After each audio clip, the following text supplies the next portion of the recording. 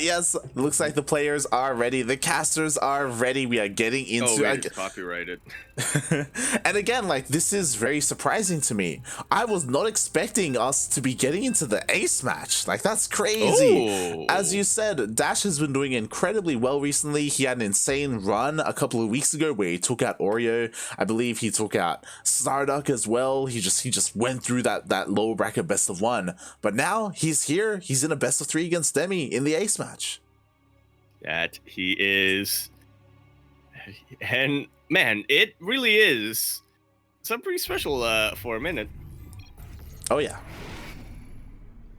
As we continue this series, I was hoping we'd spawn of Dash. Wait. As we are here in the bottom right-hand corner of Lightshade LE. I'll take this first introduction just for now before the special occasion.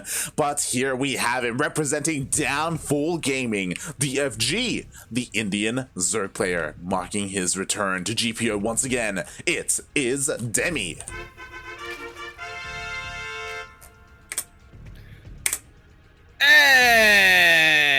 And spawning in the top left-hand corner map, spawning all the way in the top left-hand corner of Lightshade LE, we have the birthday boy player. I should have gotten air horns out, actually. That would have been much better. It is, of course, this particular player's birthday. He is coming down from the Philippines, representing Generation Z Philippines. Am I reading that right? Yeah, Gen Z. Gen Z. He is older now. He is Exodash.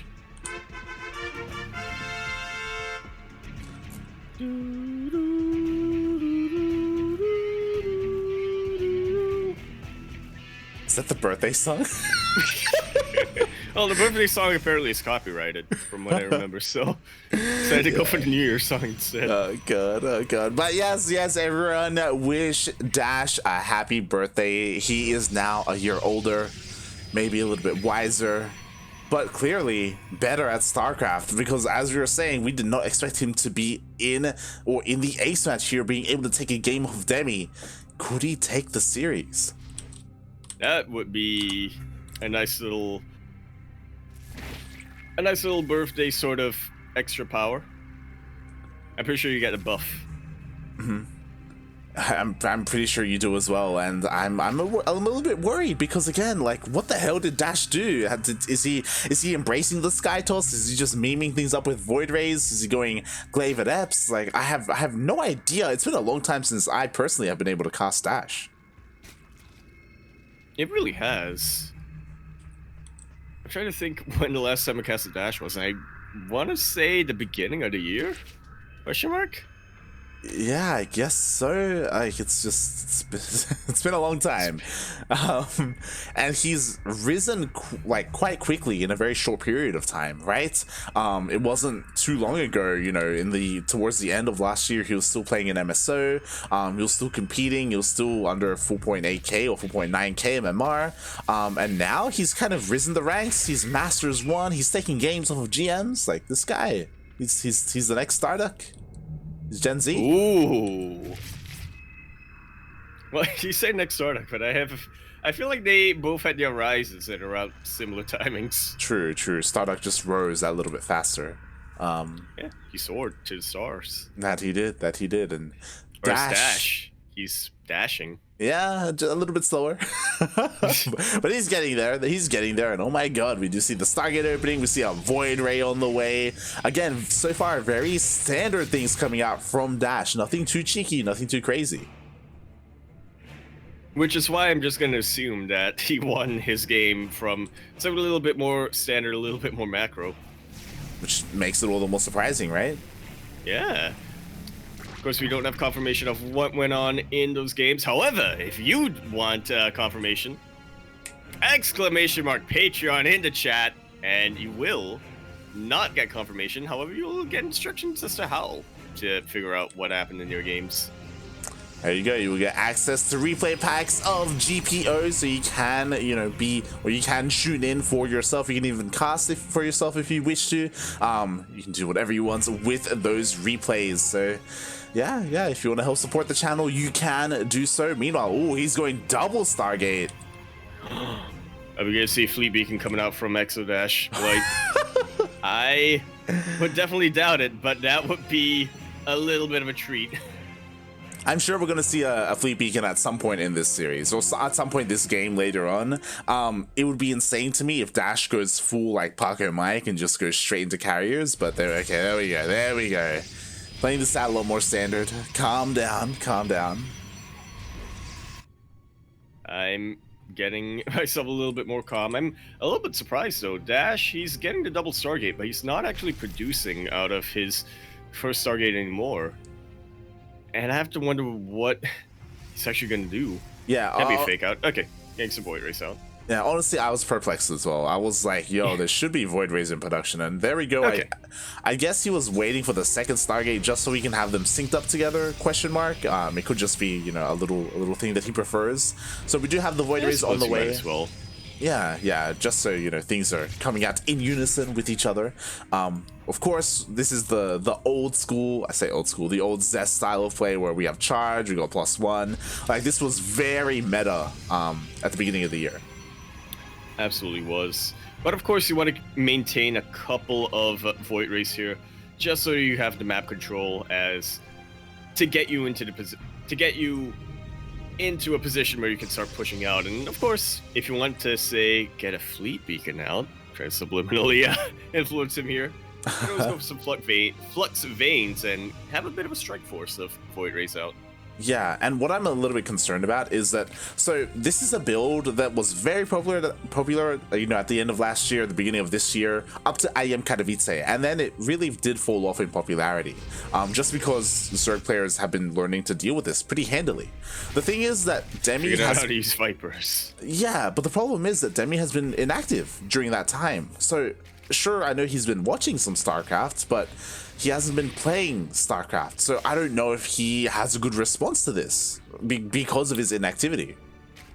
Well, we're about to find out that Spire of Demi is going to be finishing up pretty soon.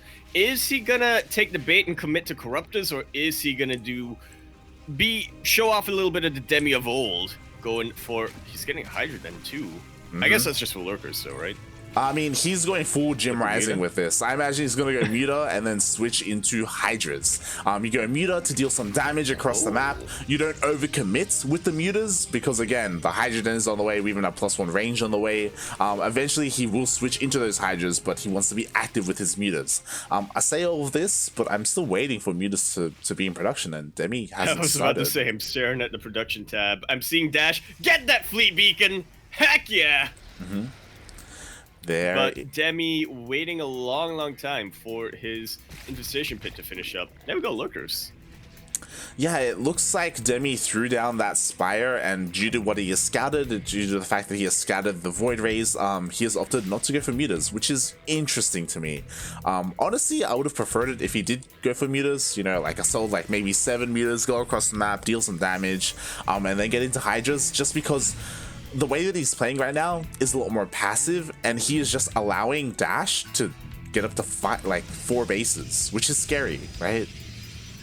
Exactly. 4 bases is the sweet spot for Protoss players. This is when you can really start to do what Dash is doing right now, reinforce it with as much static D as you can afford, and then just build up to maxing out from here.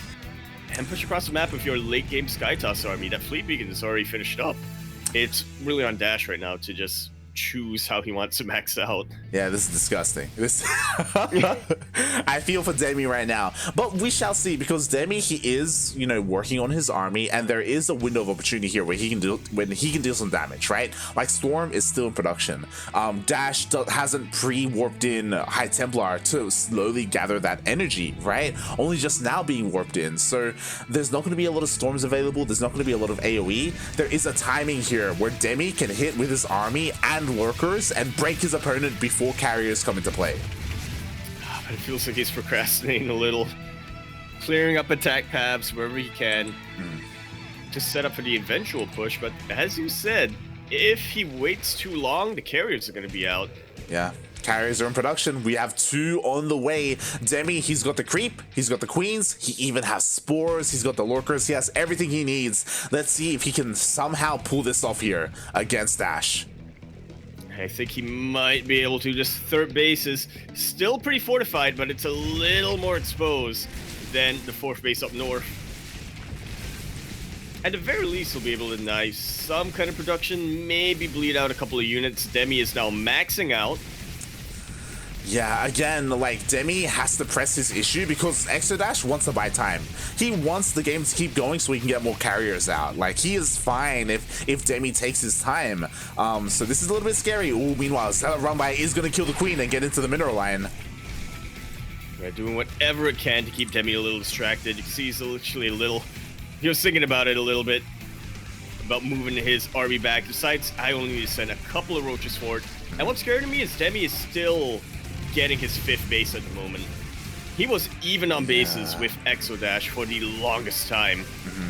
And you know what?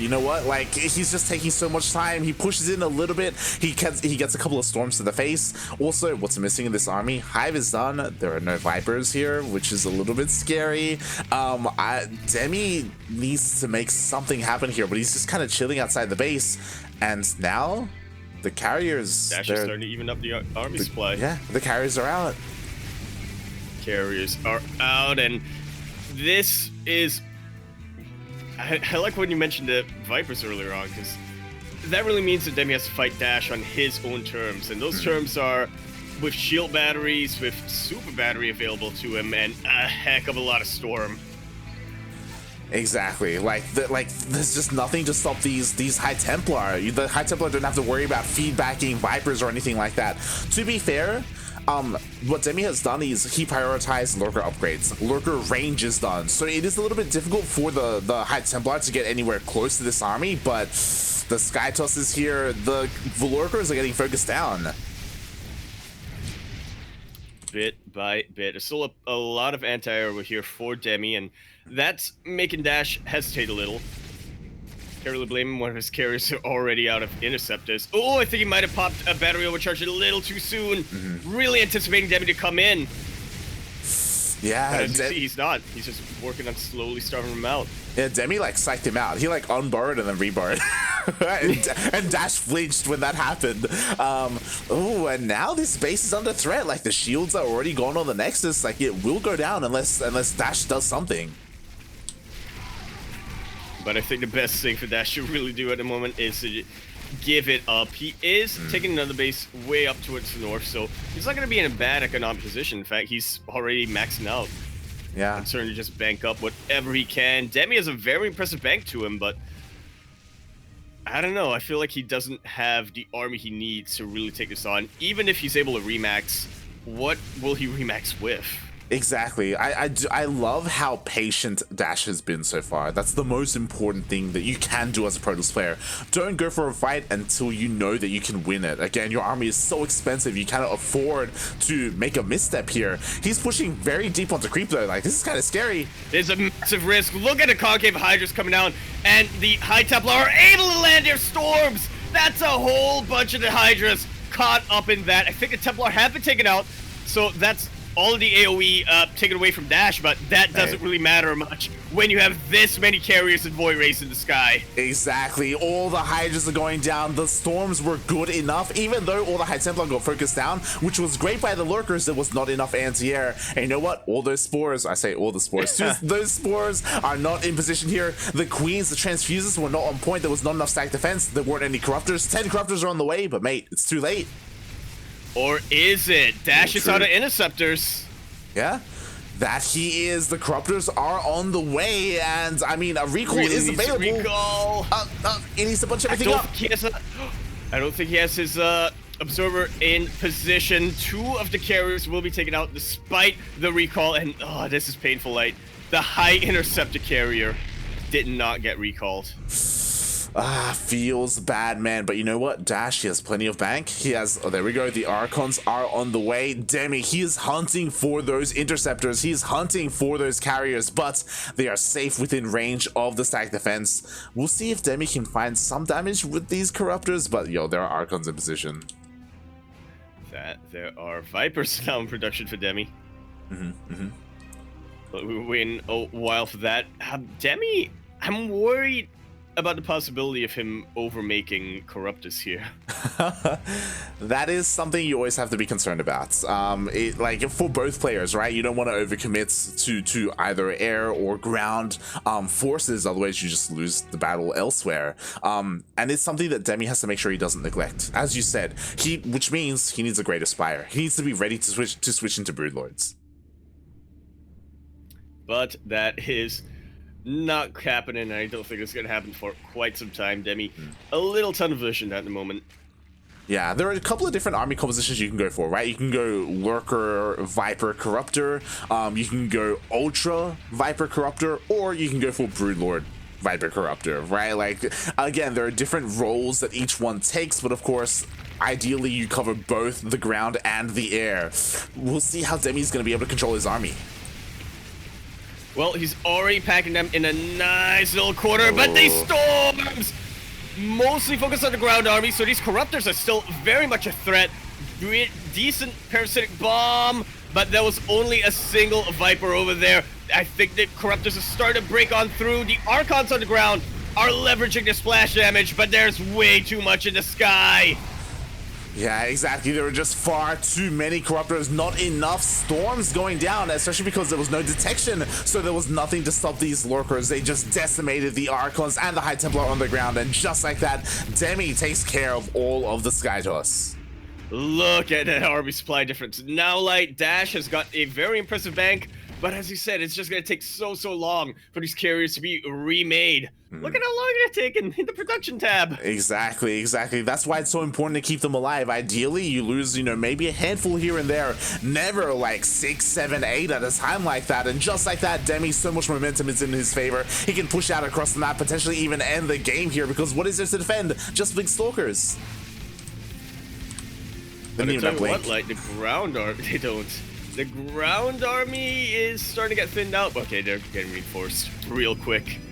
Still plenty of Lurkers about. I was gonna say those Corruptors are kind of useless, but they're very useful when they can just camp the Stargate production like that, pick off the carriers one by one, and they're just acting as a massive distraction for these Stalkers. Meanwhile, the rest of the Zerg army just taking their time to reposition.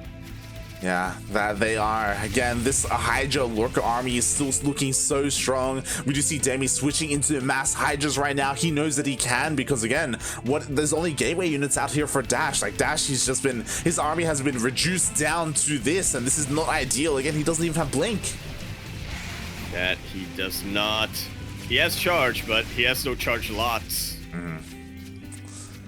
Oh boy, and his army is forced back. I mean, to be fair, he did kind of gather the attention of Demi and force it to go home defensively. But again, Dash, he just needs so much more time. He was hoping to gather some time to gather that energy for Storm, but he's forced to make Archons. Oh no. And the Archons are just gonna get picked off like so, leaving them a little too exposed. Even a battery overcharge isn't gonna be enough. But I tell you what, Light, when behind, Dark Shrine. And Dash surprisingly still has resources to continue to produce and push Demi back. He's spent his bank a little earlier on. He's not gonna have resources for much longer though. Exactly. Not anything to say about like Dash is down to 3 bases. He lost the northern base. He lost his main base. Like, this is his last standing army, and he's struggling to deal with what Demi has. Demi, sure, he spent his army and he lost all his Lurkers, but he has so many Hydras. Come on, Dark Shrine. I mean, maybe. I got sniped, I didn't notice. No, he still has it. Yeah, he's still got it. He could do something with it, I guess. Dash, he does have the resources to warp in some DTs. He's just not doing so. Huh. Oh no, the probes! Yeah, taken out as they try to evacuate. Dash had a really good show, and he was so patient for the longest time. But in the end, he got a little bloodlusted, a little overeager, and Demi took advantage of that. GG is called. What? I know that was only a single game that we saw, but what a series, taking it all the way to the ace match. And again, everybody wish Dash a happy birthday. Wish him luck in that lower bracket. I'm waiting for the GG. I'm waiting for the... My phone is lagging. I'm waiting for it too.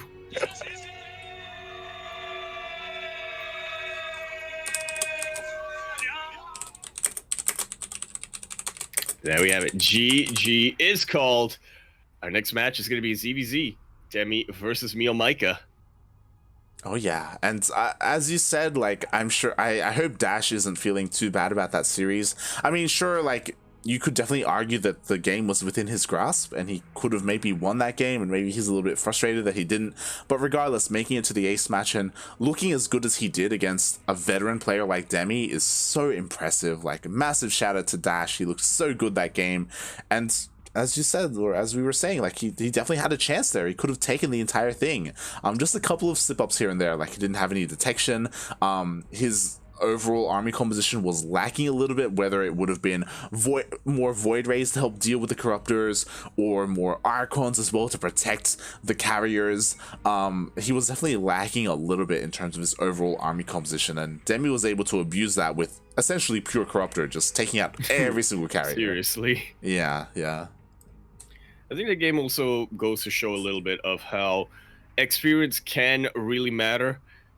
Dash, again, he had that game in his grasp for a little while, and then he got a little too eager with it. He pushed way deep into creep, and he had a pretty good engagement there too. But the thing is, he took that engagement in Demi's territory.